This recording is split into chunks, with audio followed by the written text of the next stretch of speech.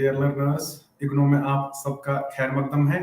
मैं डॉक्टर शौकत हुसैन डार। जैसा कि आप जान रहे हैं कि हमारा जो ये कोर्स है BEGE 142, जिसका उन्वान है अंडरस्टैंडिंग ड्रामा।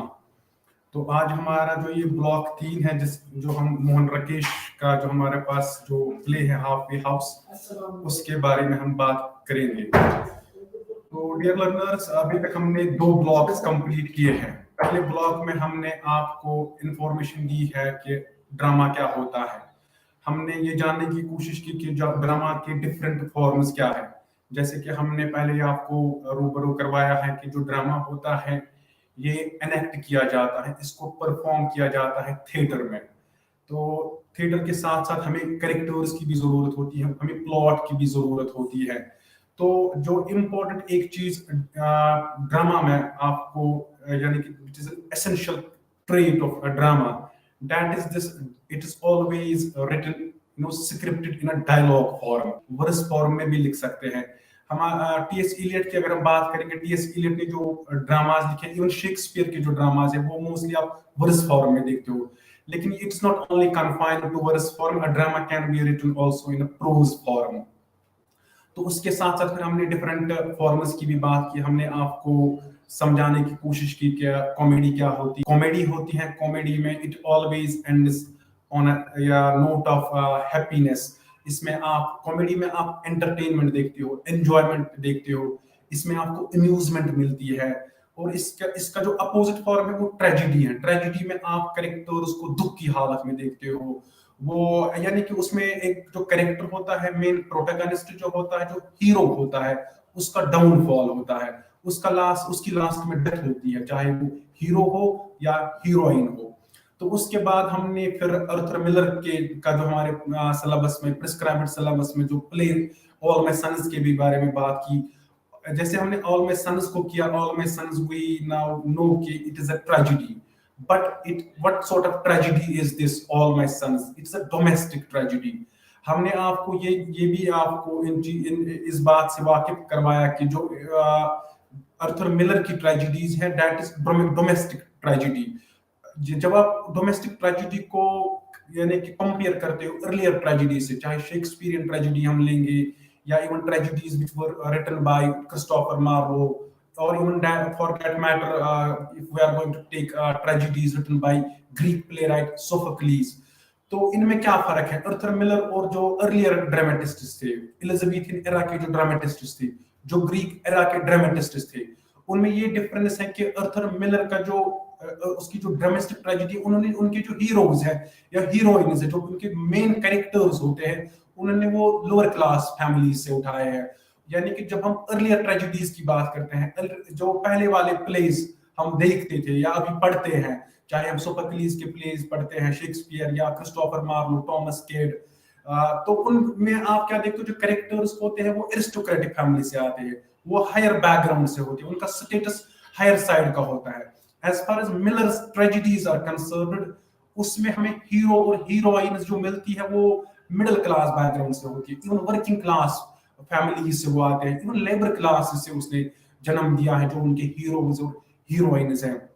जैसे हमने बात कल ही के लेक्चर में हमने बात की थी ऑल माय सन्स कि वो एक ट्रेजेडी है। उसमें जो केलर होता है वो एक फैक्ट्री में काम करता है। फैक्ट्री में काम करने के साथ साथ ट्रेजेडी फिर कैसे बनती है वो, यानी कि he tried to pursue this what we call American dream, यानी कि अमेरिकन ड्रीम के पीछे भागते हुए अंत में उसकी जान भी चली जाती है। Even he shoots himself at the end of the play because उसने अमेरिकन ड्रीम को फॉलो करते करते बहुत गलत काम किए, works deeds which are immoral in character. You know, he had committed a serious crime because All My Sons में वो अमेरिकन ड्रीम के, हमने आपको कल ही के लेक्चर में बोला था कि जो अमेरिकन ड्रीम है उसमें जो अमेरिकन ड्रीम में जो 1920s और 30s में जो अमेरिकन सिविलाइजेशन थी, वो चाहते थे कि वो एक लग्जूरियस लाइफ गुजारे, उनके पास पैलेसेस हो, यानी कि फाइनेंशियली वो सिक्योर हो, उनको प्रॉपर्टी हो, बहुत सारा वेल्थ के उनको चाहिए। इट डजंट मैटर कि वो उनके पास वो कैसे उसको हासिल करे, इलीगल मीन्स थ्रू वो उसको हासिल करते हैं, यानी कि उनको गलत ही काम क्यों ना करना पड़े लेकिन पैसे उनको आने चाहिए।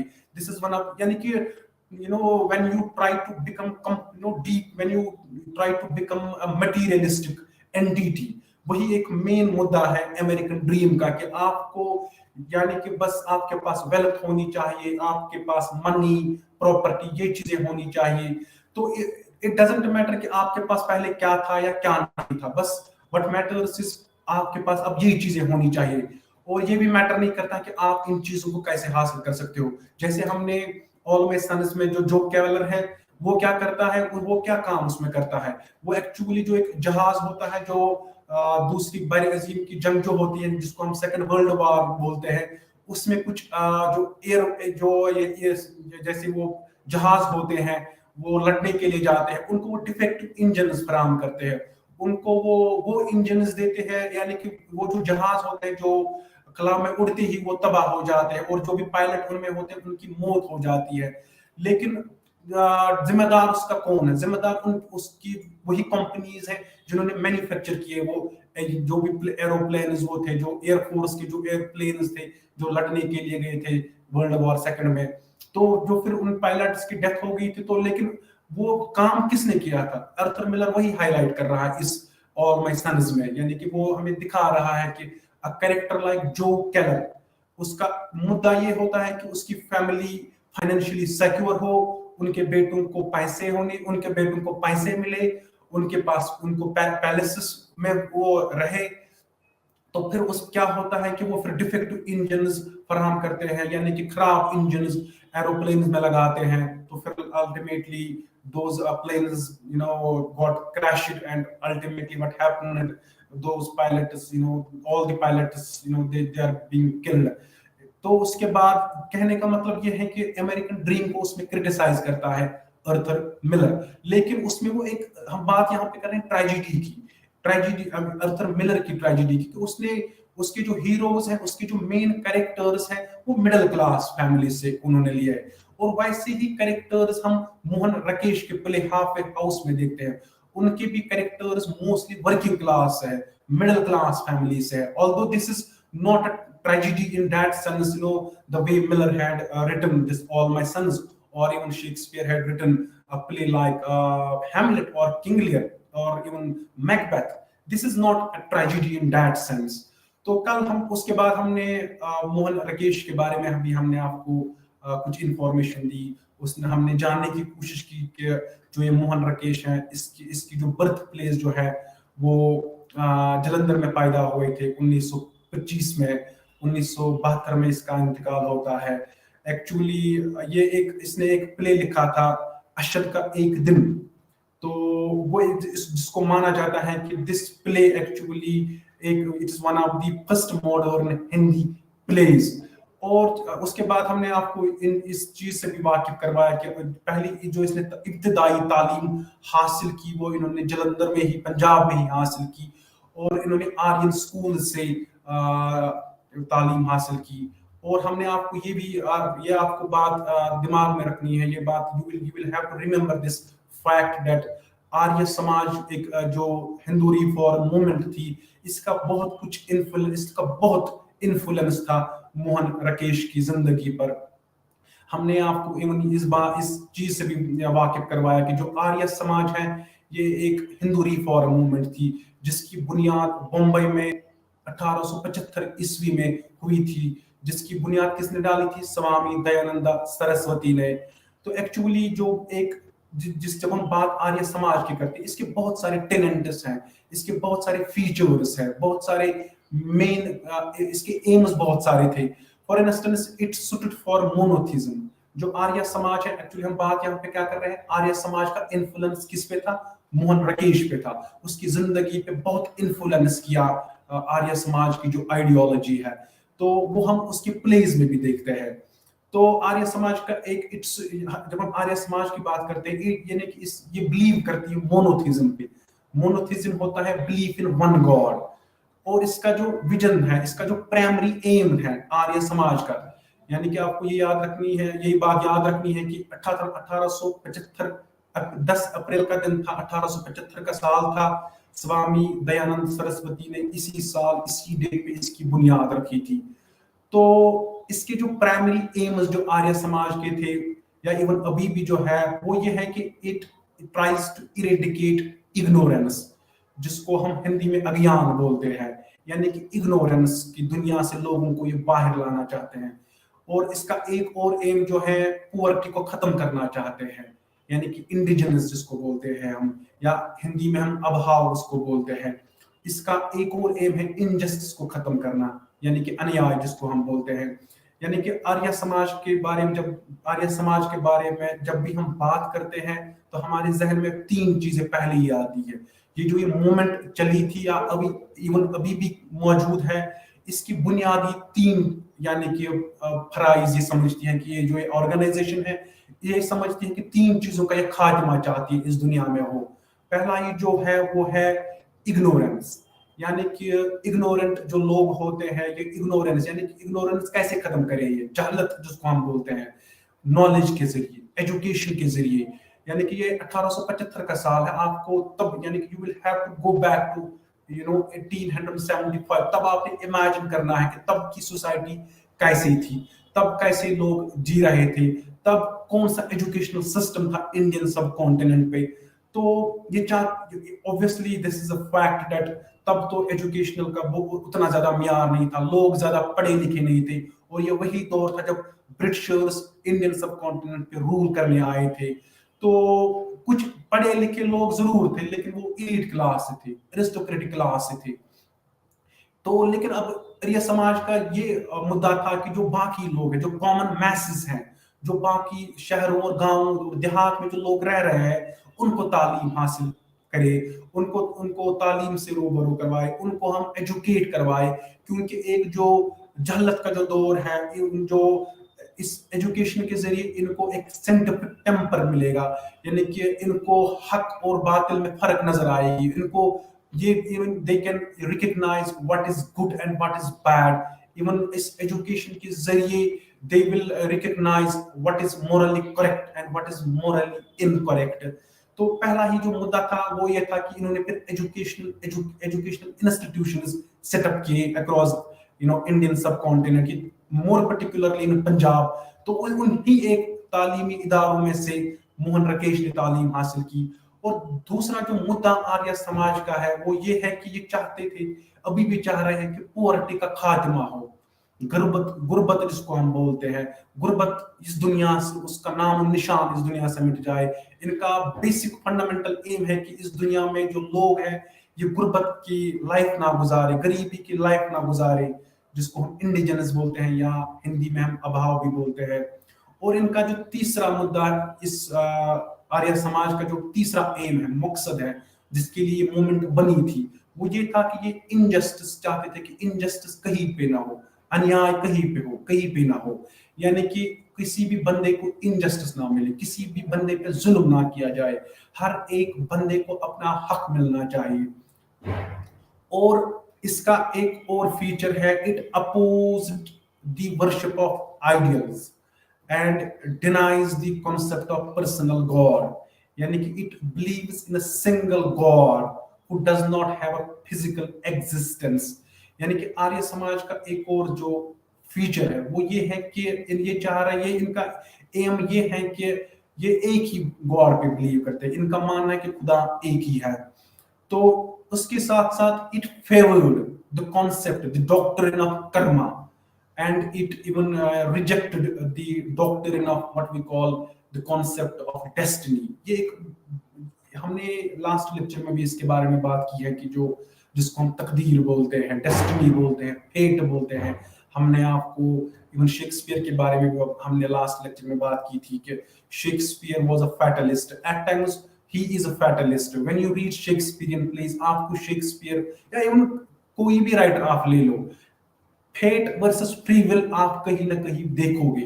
यानी कि जो कैरेक्टर्स होते हैं, जो ये प्ले राइटर्स होते हैं, ये कैरेक्टर्स को लाते हैं और वो कैरेक्टर्स इसी यानी कि कुछ कैरेक्टर्स ऐसे होते हैं वो बेबस होते हैं तकदीर के सामने, वो बिलीव करते हैं कि एवरीथिंग इज प्रीडिटरमाइंड, प्रीडेस्टाइन्ड। यानी कि जो भी वो काम कर रहे हैं it is already written by god. it is already written by the one who is controlling the heavens and earth. तो जब हम फिर हमने किंग लियर की भी बात की, किंग लियर में एक जगह शेक्सपियर लिखते भी हैं, as flies to wanton boys or we to the gods they kill us for their sport, यानी कि ऐसे ही इवन शेक्सपियर, बस इसका ये मतलब नहीं कि शेक्सपियर की प्ले जब आप पढ़ोगे तो वहां पे आप हर एक कैरेक्टर को फैटलिस्ट मानोगे, या इवन थॉमस हार्डी की कैरेक्टर्स को आप पढ़ोगे, Thomas Hardy was staunch fatalist, he believed इन उसके जो कैरेक्टर्स हैं वो बिलीव करते हैं ज्यादा फेट पे। बट जब हम इनके दूसरे कैरेक्टर्स को देखते हैं, it always it's not like that कि दे ऑलवेज थिंक कि whatever is written in destiny तो वो तो वही होगा, नहीं, इनके कुछ और थॉट्स है। ये चाहिए इनका ये भी मानना है कि free will is also important, man is having his own mind, he possesses scientific temper, he looks at things objectively, rationally, a man is a pragmatist। तो फिर हमने आपको इकबाल की भी बात की, इकबाल इवन डेवलप, जब हम अल्लामा इकबाल की बात करते हैं, Iqbal even he believed in what we call free will. जब हम Iqbal even he created Shaheen, जब हम इकबाल की पोइट्री का मुताला करते हैं, इकबाल की पोइट्री में हमारे पास एक इंपॉर्टेंट सिंबल है शाहीन की, वो बार बार शाहीन को अपनी पोइट्री में लाता है। तो वहां पे वो वहां कि शाहीन से वो क्या हम तक मैसेज पहुंचाना चाहता है कि आदमी तक बहुत कुछ है। आप यानी कि if you don't get success, if you don't if you become if you अगर आपको ऐसा लग रहा है कि आपको सक्सेस नहीं मिल रही है, you are going through a phase of failures, you are suffering, Iqbal का मानना है कि you should not blame all the time this fate, this destiny, you at times you will have to blame your own self, at times you will have to blame your own mind, at times you will have to make responsible your own self कि आपकी खुद की गलती होगी, आपने खुद ऐसा कुछ डिसीजन लिया होगा जिसकी वजह से आप उस चीज से गुजर रहे होंगे। इवन अब हम यही बात कर रहे हैं, जैसे हम आर्य समाज की बात कर रहे हैं, it favoured the doctrine of Karma, यानी कि जो आर्य समाज के जो लोग हैं, जो इस तंजीम से वाबस्ता लोग हैं, वो कर्मा पे बिलीव करते हैं, यानी कि Karma as I said it's a concept of action, work or deed and its effects and consequences, यानी कि वो बोल रहे हैं अगर आप कुछ काम कर रहे हो उसके बैड कॉन्सिक्वेंसेस आ रहे हैं, you are responsible for that because आपने वैसे काम नहीं किया होगा। Let's presume someone is getting failed in a class, maybe 10th 12th or even during graduating years, तो वहां पे आप दोष नहीं दे सकते हो फेट को, मे बी आपने मेहनत नहीं की होगी तो उसकी वजह से आपको फेलियर मिला होगा। लेकिन हाँ, अब ये बात भी जरूरी है कि कहीं कहीं पे फेट का भी रोल होता है, you can not neglect ignore fate all the time. So कहने का मतलब ये है कि मगर जब हम बात किनकी करते हैं और या समाज की करते हैं, एक्चुअली इनका मानना है कि कर्मा ही सब कुछ है, जो आप काम करते हो और जो आपका रिजल्ट एंड में होता है वही सब कुछ है, डेस्टिनी में कुछ नहीं है। यानी कि यहाँ पे मोहम्मद इब्राहिम ज़ोकी में वो एक उसने ब्यूटीफुल एक खूबसूरत सी एक वर्स लिखी थी उसने, लाई हयात आए कज़ा ले चले चले अपनी खुशी ना आए ना अपनी खुशी चले। यहाँ पे मोहम्मद इब्राहिम ज़ोक क्या बड़े अच्छे शायर रह चुके हैं उर्दू लैंग्वेज के, मिर्जा गालिब के कंटेम्परेरी है। मिर्जा गालिब जिस दौर में पोइट्री लिख रहा था उसी दौर में एक अच्छा पोइट गुजर चुका है जिसका नाम है मोहम्मद इब्राहिम ज़ोक। ऑल्दो मिर्जा गालिब की पोइट्री से थोड़ा सा यानी कि वो डिमिनिश हो गई मोहम्मद इब्राहिम ज़ोक की जो इमेज है, यानी कि लोगों ने ज्यादा तरजीह मिर्जा गालिब को दी। But I am not here talking about कि गालिब का कोई रोल नहीं, Ghalib is one of the greatest poets of Urdu language. Even it is being said जो उर्दू लैंग्वेज है, जो उर्दू पोइट्री है, वो चीपली वो दो ही पोइट्स उसमें उन्होंने जिन्होंने मयार पाया है, जिन्होंने अपना वकार पाया है, वो तो है एक अल्लामा इकबाल और मिर्जा गालिब। यानी कि कह रहे हैं कि जो उर्दू लैंग्वेज की जो पोइट्री है, दो ही, अगर आप उर्दू लैंग्वेज को समझना चाहते हो, उर्दू पोइट्री को समझना चाहते हो, उर्दू पोइट्री से आप कुछ हासिल करना चाहते हो, then read Mirza Ghalib and Allama Iqbal. तो यहाँ पे हम अच्छा मैंने आपको मिर्जा ज़ोक मोहम्मद इब्राहिम ज़ोक की जो वर्स आपको ये आपके सामने जो रखी है, लाई हयात आए कजा ले चली चले, अपनी खुशी ना आए ना अपनी खुशी चले। यहाँ पे आपको सीधी एक्सप्लिसिटली विदाउट एनी एम्बिग्यूटी आपको मिर्जा ये जो मोहम्मद इब्राहिम ज़ोक जो है यहाँ पे फुल ऑफ यानी कि डेस्टिनी पे वो बिलीव करता है। यानी कि यहाँ पे लग रहा है कि कहीं मोहम्मद इब्राहिम ज़ोक जैसा writer he believed in fate as well. अब ये है कि जो राइटर्स होते हैं ये जरूरी नहीं कि एक जगह आपको ये ऐसे मिलेंगे, एक जगह ये डेस्टिनी को सपोर्ट करते हैं, they favour at one point of time this destiny. पर फिर आप किसी और जगह इनको देखते हो ये फिर फ्री विल को सपोर्ट करते हैं। इनका ये मानना होता है कि बोथ आर इम्पोर्टेंट। हम एक को हम डिनाई नहीं कर सकते, दूसरे को हम तरजीह दे सकते हैं। यहाँ पे अगर हम इब्राहिम ज़ोक की बात अगर हम कर रहे हैं, वो बोल रहे हैं कि हम जो इस दुनिया में आ रहे हैं हमें किसी और ने लाया है, हमसे ये नहीं पूछा गया था कि आप इस दुनिया में आना चाहते हो कि नहीं आना चाहते हो। और फिर जब हमें यहाँ से उठाया जाता है वो भी किसी और की मर्जी से हमें उठाया जाता है। That is what destiny is all about. That is what Mirza जो हम मोहम्मद इब्राहिम ज़ोक की बात कर रहे हैं, तो यहाँ से हमें सर सीधे ही दिख रहा है कि इब्राहिम ज़ोक बड़ा डेस्टिनी फैटलिस्ट था। यानी कि उसका मानना है कि डेस्टिनी का बहुत इंपॉर्टेंट रोल है एक की लाइफ में। तो जब हम फिर आर्य समाज की बात करते हैं, इसके साथ साथ इसने बहुत सारी चीजों की तनकीद की है। यानी कि पहले इसने it condemned caste system, it launched a frontal attack on several evil practices.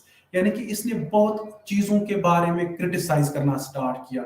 इन्होंने मूवमेंट चलाई, इन्होंने मूवमेंट स्टार्ट की कि ये चीजें हटनी चाहिए। फॉर इंस्टेंस पॉलिथिज्म यानी कि बिलीफ इन वेरियस गॉड्स, जैसे हमने अभी आपको बोला आइडियल वर्शिप के खिलाफ थे। ये जो आर्य समाज है ये इनका मानना है कि God is only one and you can not even see him, observe him with your own eyes. He's not a physical, he's not having physical existence.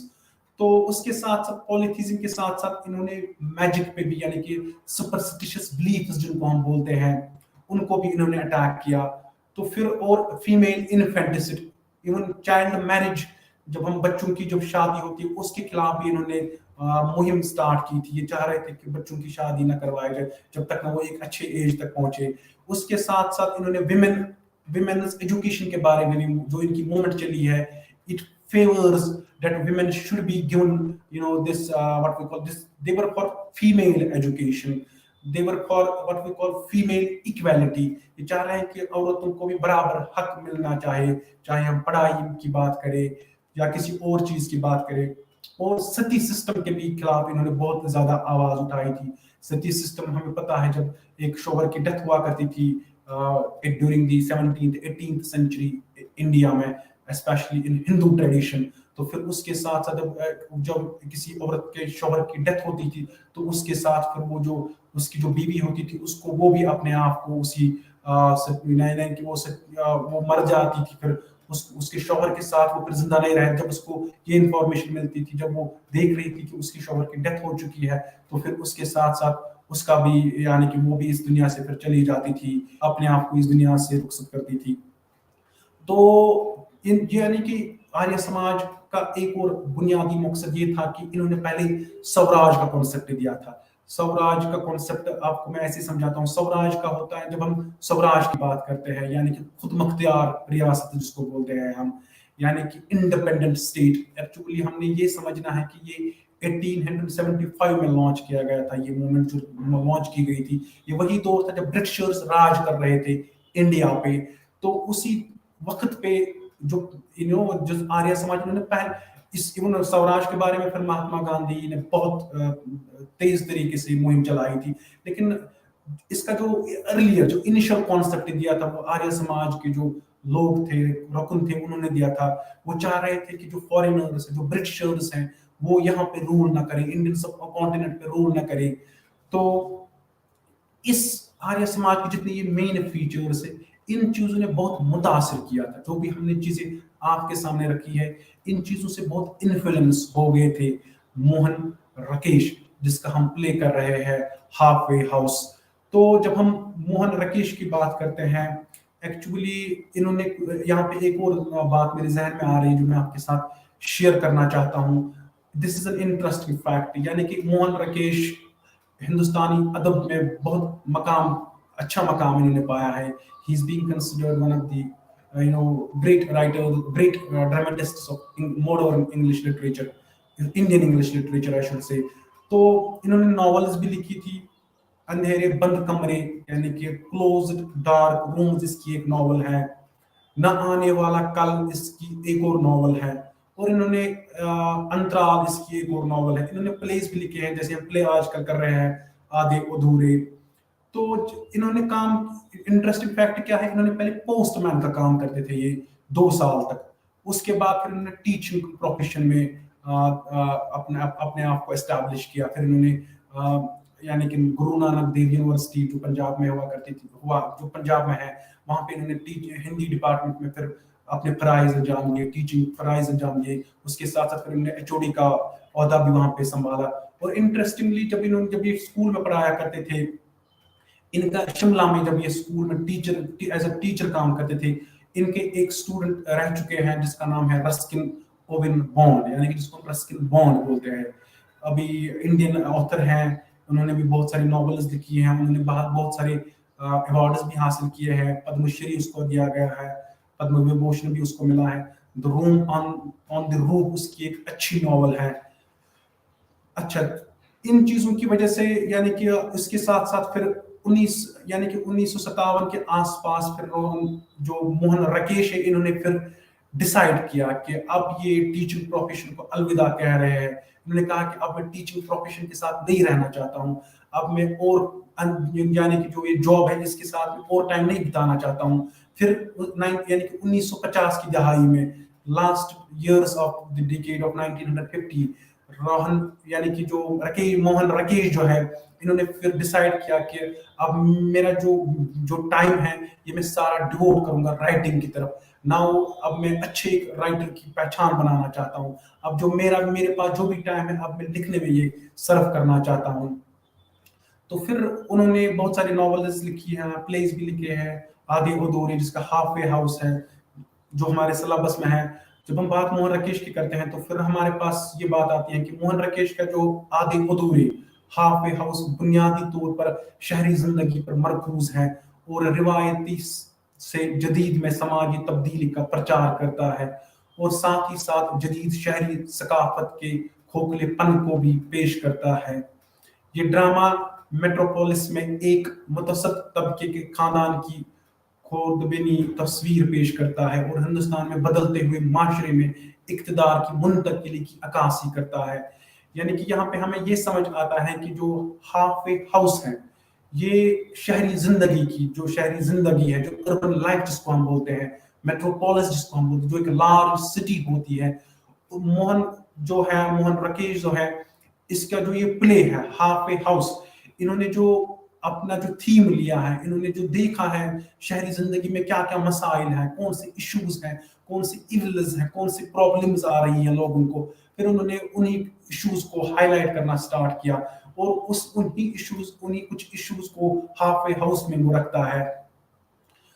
तो फिर अगरचे ये ड्रामा बोरचवा वजूद की नामुकम्मल फितरत के अंदर शनाख्त की तलाश को एक आफाकी तजुर्बे के तौर पर वजूदी खतूत के साथ उसकी बुनियादी तशवीश के तौर पर तश्कील देने की कोशिश करता है, आखिरकार हकीकत पसंदाना खतूत पर वसी तर समाजी व इक्तिसादी तनाजुर में बहुत से सवालात से निमटता है. तो जैसे मैंने आपके सामने अभी ये पॉइंट रखा है कि इस प्ले का जो मेन मकसद है, इसने अर्बन लाइफ से कुछ इश्यूज को हाईलाइट करने के लिए ये प्ले लिखा गया है. तो वो उसके बारे में हम अभी बात करेंगे कि क्या क्या इश्यूज इसमें मोहन राकेश हमारे सामने लाता है, ऑडियंस के सामने लाता है.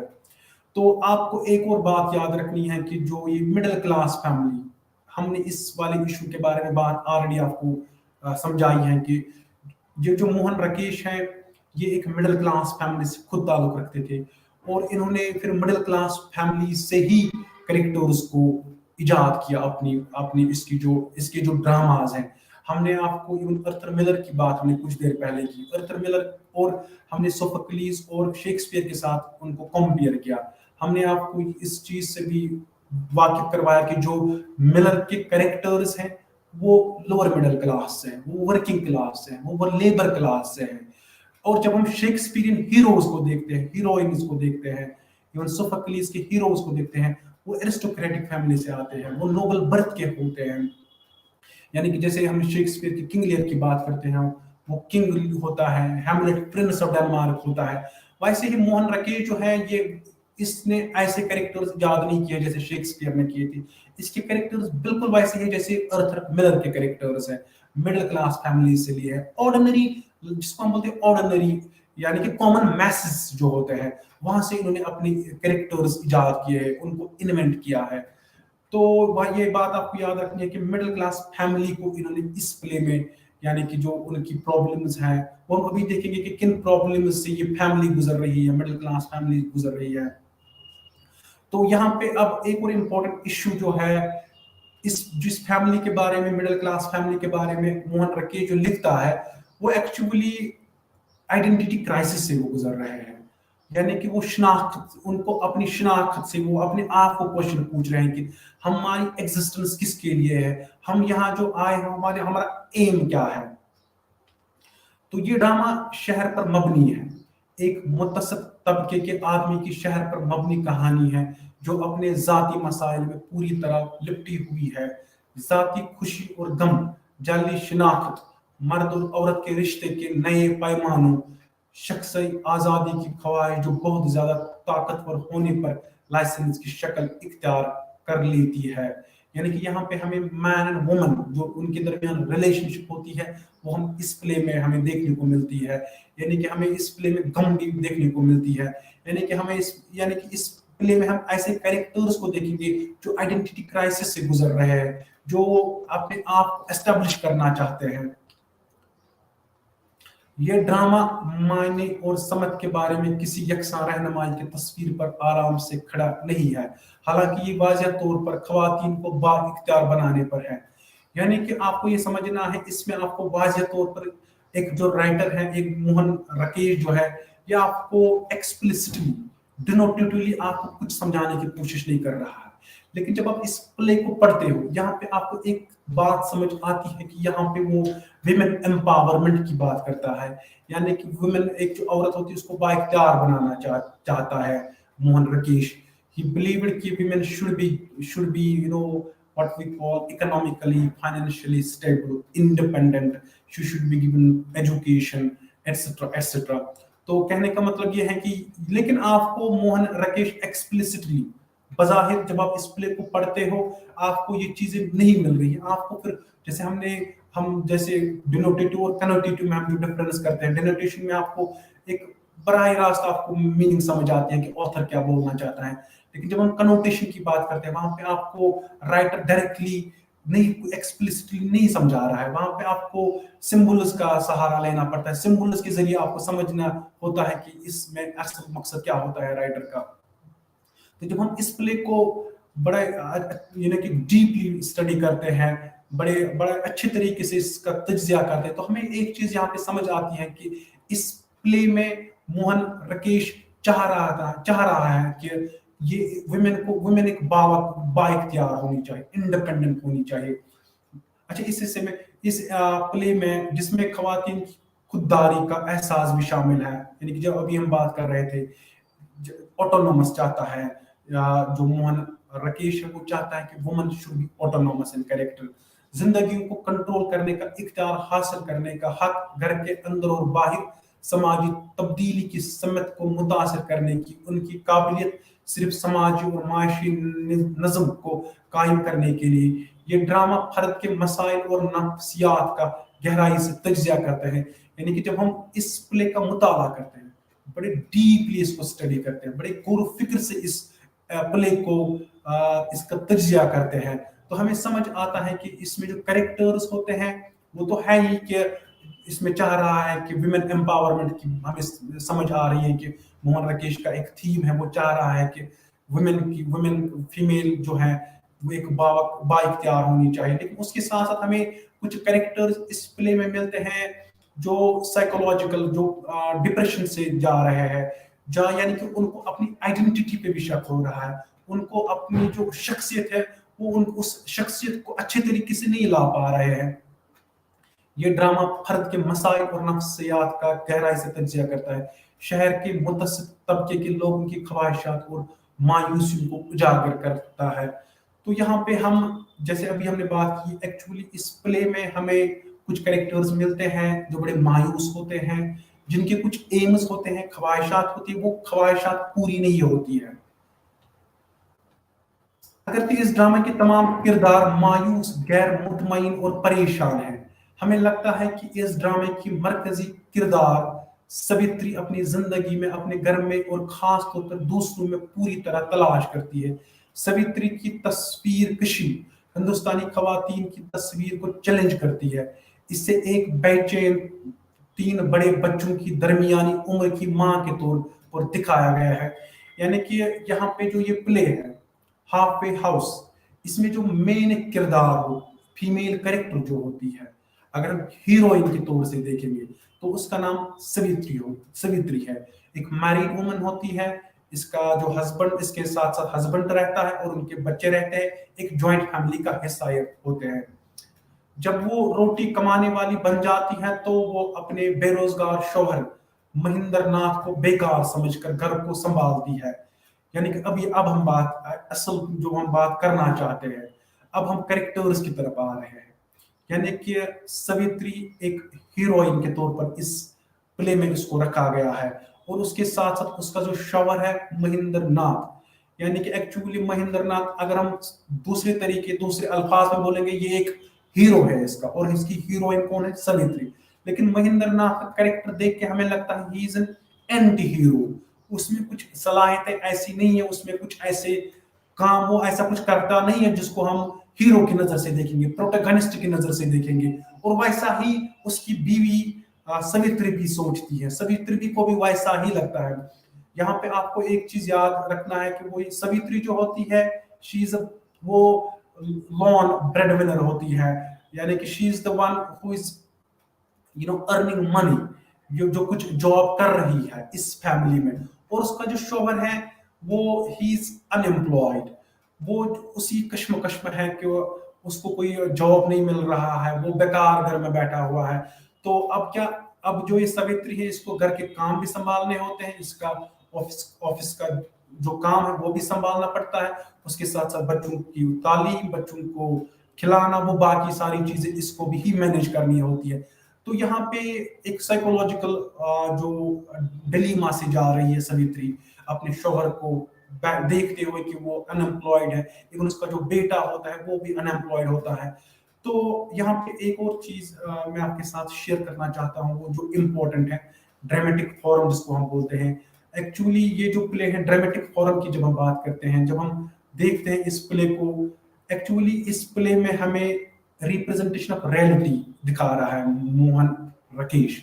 यानी कि इसने कुछ ऐसी चीजें देखी है, फिर उसके बाद उसने स्क्रिप्ट किया। यानी कि अगर सवित्री की कहानी वो इसमें लिख रहा है, इसने उन चीजों को देखा होगा अपनी अर्बन लाइफ में, अपने मिडिल क्लास जो उसके इर्द गिर्द लोग रह रहे होंगे, ये चीजें उन्होंने रियलाइज की होगी, एक्सपीरियंस की होगी। तो उन्होंने देखा होगा कि ऐसे एक फैमिली है जिस प्रॉब्लम से ये गुजर रहे हैं।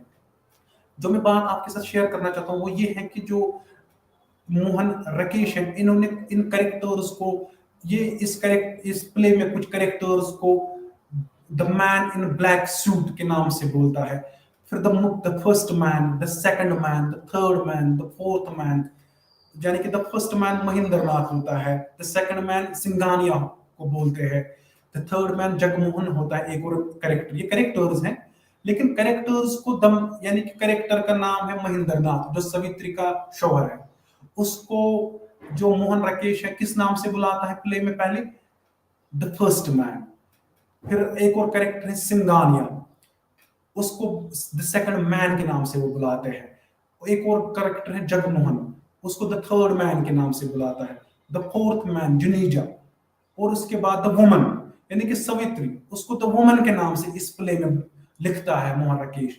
उसका एक बेटा होता है, उसका नाम जो अशोक होता है, उसको वो द बॉय के नाम से बुलाता है। एक्चुअली कहने का मतलब ये है कि the first man, the second man, the third man, the fourth man, the boy, the woman, the younger girl, in characters को ये यहाँ पे एम्बिग्यूटी है, लेकिन आपको इस एम्बिग्यूटी को समझना है। इसलिए अगर कैरेक्टर का नाम वो सीधे भी रख सकता था।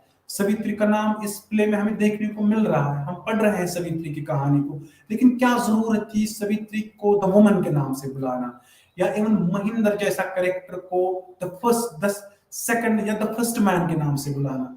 एक्चुअली यहाँ पे हमें समझ आ रहा है, actually author wants to establish that this is not the story of just one family, it is the story of many families, it is the story of a whole society। तो ये एक बात मैं आपके साथ शेयर करना चाहता था, जो एक इम्पोर्टेंट इस टेक्निक के लिहाज से, तकनीकी अंदाज से जब हम बात करते हैं प्ले का या नॉवल की बात करते हैं, तो उसमें टेक्निक्स का भी इस्तेमाल होता है, उसमें फिर बहुत सारे टेक्निक्स ऑथर इसका अप्लाई करता है। तो एक टेक्निक आपको यहाँ पे ये मिलती है कि इसमें कैरेक्टर्स के डिफरेंट नाउन्स होते हैं। अच्छा, फिर हम खानदान में रिवायती सनफी किरदारों का मुकाबला करके इससे घर और वहां का कायद बनाने में मुआशी बदहाली अहम किरदार अदा करती है। इसकी बार बार की शिकायत ये पैगाम देती है कि इसका शौहर इसकी जिंदगी की लन जैसी है। सवित्री की मकमलियत की जस्तजू हर आदमी के लिए आसार की जस्तजू है, क्योंकि इसका शौहर इस अंदरूनी खालीपन को पूरा करने में नाकाम रहता है। इसलिए सवित्री इन मर्दों में अज़वाजी ताल्लुकात से हटकर जंगी खुशी की तलाश करती है, जो महेंद्र नाथ में वो खूबियां रखती हैं जिसकी वो हमेशा ख्वाहिश रखती है। तो यहाँ पे मैं आपके साथ ये शेयर करना चाहता हूँ, जो सवित्री है, इसका जो हस्बैंड है, इस सवित्री को अपने हस्बैंड में पहला ही जो बैड ट्रेट नजर आ रहा है वो ये है कि इसका हस्बैंड बैठा हुआ है, इसका हस्बैंड कुछ करने के लिए तैयार ही नहीं है। इसका हस्बैंड इवन, यानी कि अभी हम बात कर रहे थे आर्य समाज की, Arya Samaj it favours the concept of Karma, it believes in action, यानी कि काम करना। अगर आप में कुछ सलाहियत है फिर उसको उभार के लाना। यानी कि अभी हम इकबाल की शाहीन की बात करते हैं, अल्लामा इकबाल ने शाहीन को इन्वेंट किया, एक सिंबल के तौर पे अपनी पोइट्री में उसको लाया।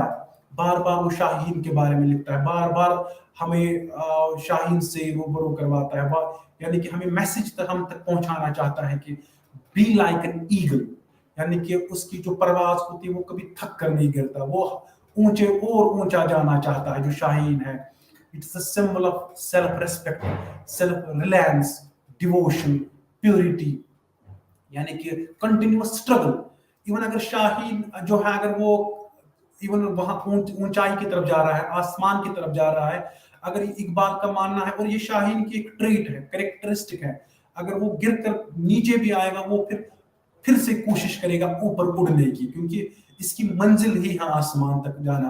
तो वैसे ही इकबाल हमें अपनी इस शाहीन के जरिए समझाता है कि you should believe in action, यानी कि you should not remain idle at home, you should not become armchair activists। आपको चेयर पे बैठ के बस ऑर्डर्स ऐसे निकालना वो अच्छी ट्रेट नहीं है।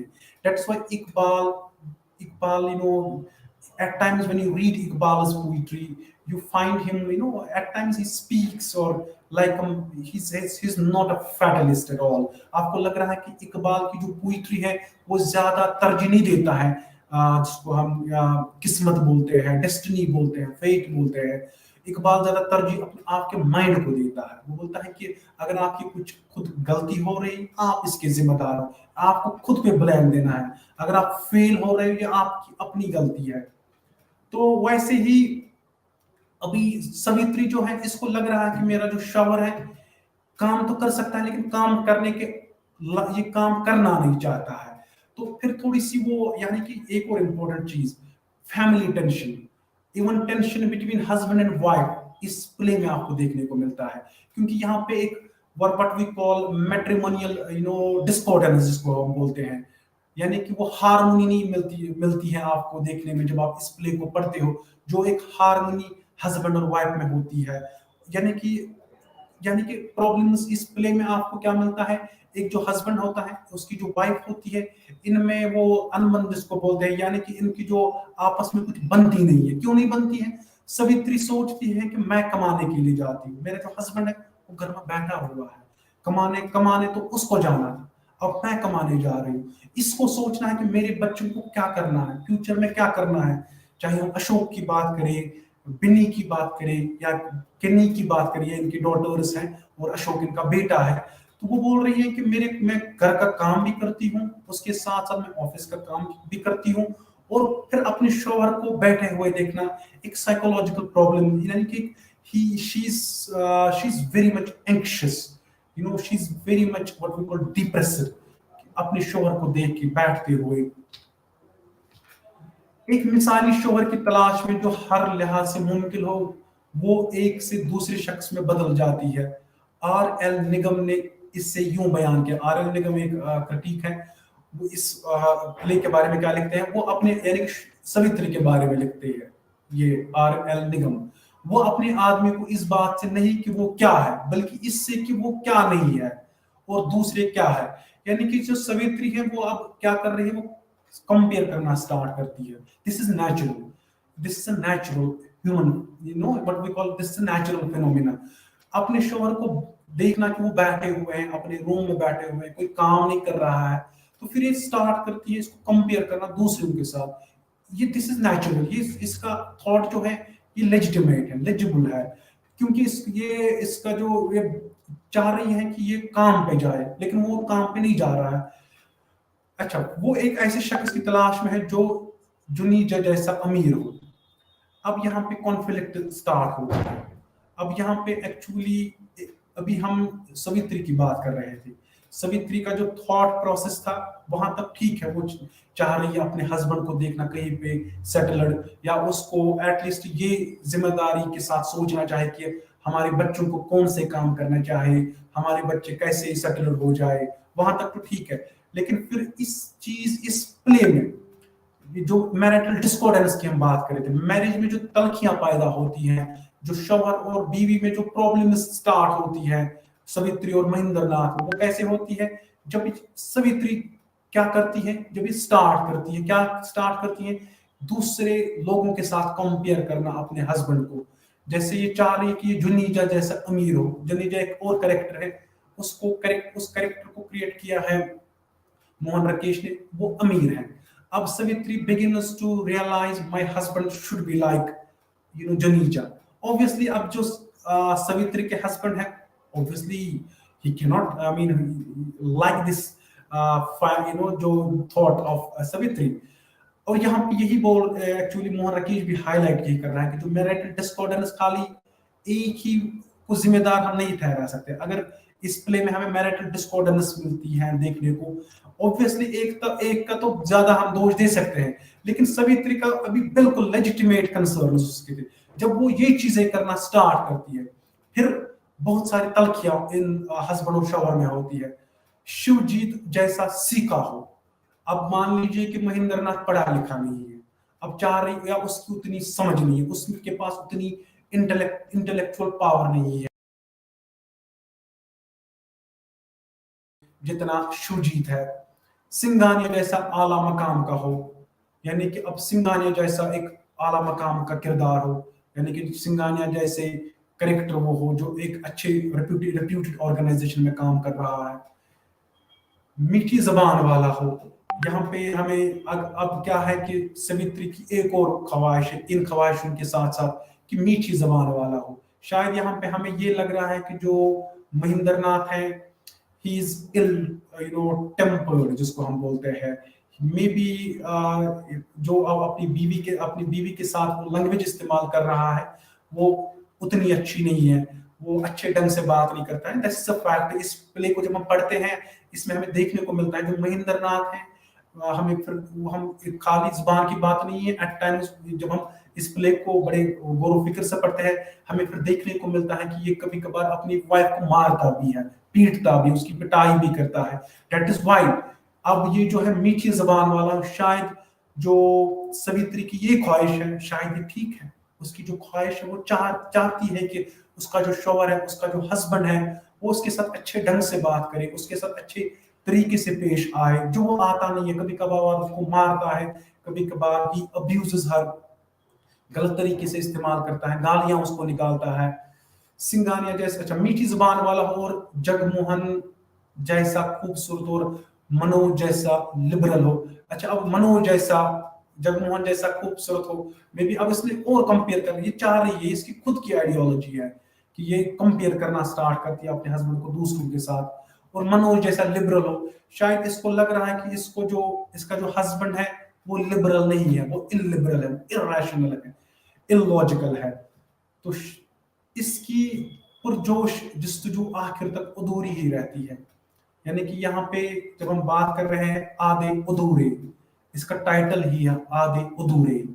यानी कि अभी इसकी जो ये ख्वाहिशात है, सवित्री की जो एम्स है, मोटिव्स है, जो इसका जो इसकी इसका जो पर्पस है वो ये है कि ये चाह रही है कि जो है ना, ये कुछ जब हम देख रहे हैं जैसे वो जुनीजा जैसा अमीर हो, अब जरूरी नहीं है कि वो चाह रही है कि जुनीजा जैसा अमीर ही हो।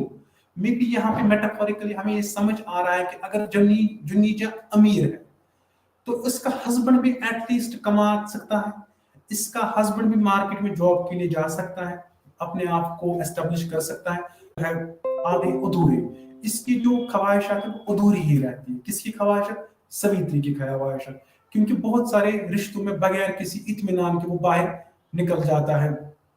यानी कि इसकी पुरजोश जस्तजू आखिर तक अधूरी ही रहती है, क्योंकि बहुत सारे रिश्तों में बगैर किसी इत्मीनान के वो बाहर निकल जाता है।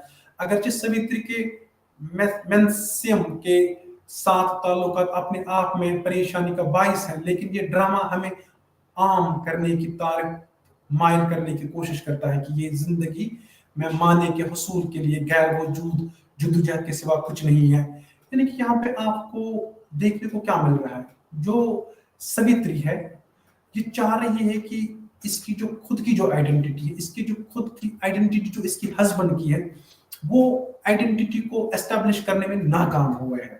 तो that is why she is irritated, angry, क्योंकि ये चाह रही है कि इसका जो शोहर है एटलीस्ट वो कुछ काम करे, कमाने जाए, एटलीस्ट उसके दिमाग में ये सोचना है कि इसके बच्चे हैं, इन बच्चों का फ्यूचर कैसा हो, इन बच्चों को फ्यूचर में क्या करना है। तो यहाँ पे हमें वो, जब हम महेंद्र नाथ को, इस कैरेक्टर को देखते हैं, तो फिर इन चीजों की वजह से इरिटेट होती है कौन? सवित्री।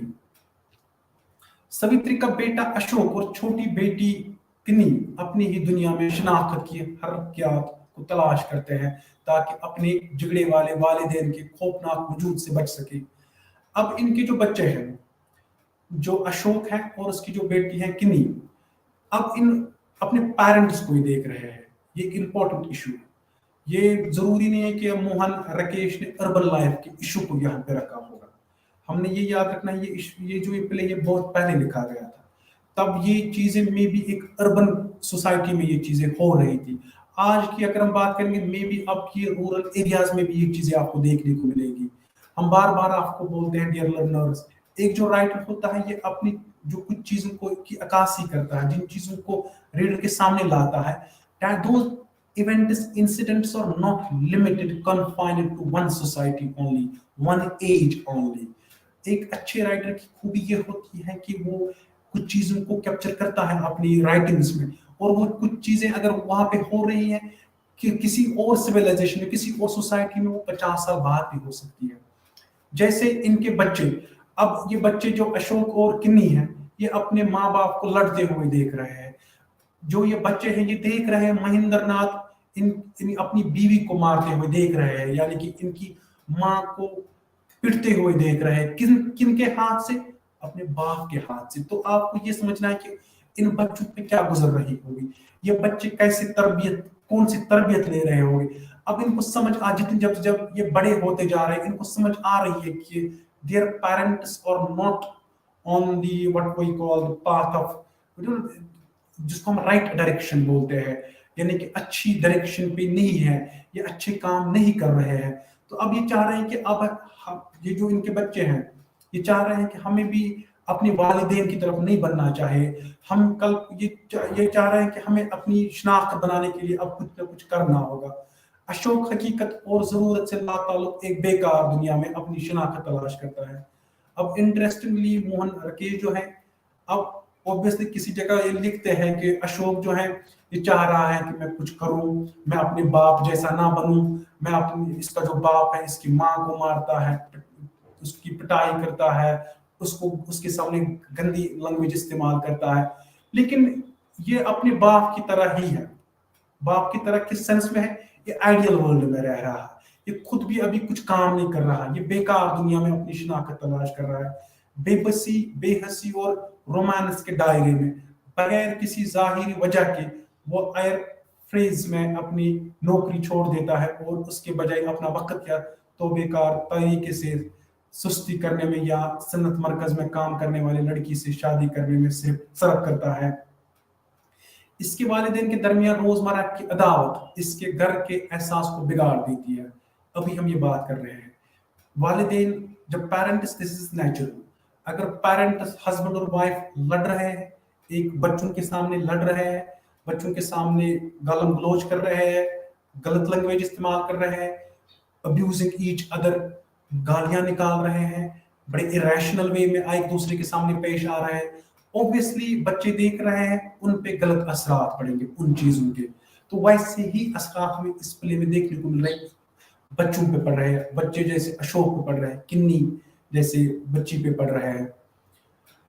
तो फिर हम जैसे इसके वालिदैन के दरमियान रोजमर्रा की अदावत इसके घर के एहसास को बिगाड़ देती है और इस तरह वो खानदानी जिम्मेदारी और खानदान के अंदर के तनाव के दबाव से आजाद एक मुतबादल दुनिया में मानी और शनाख्त की तलाश करता है। अब ये चाह रहा है कि जो ये अशोक है किसी और आउटसाइड जाए अपनी आइडेंटिटी को एस्टैब्लिश करने के लिए, क्योंकि इसको लग रहा है कि इसके घर में जो हो रहा है ये ठीक नहीं है। घर मानने की तलाश के बारे में इन जज्बात की बाज़गश्त करता है।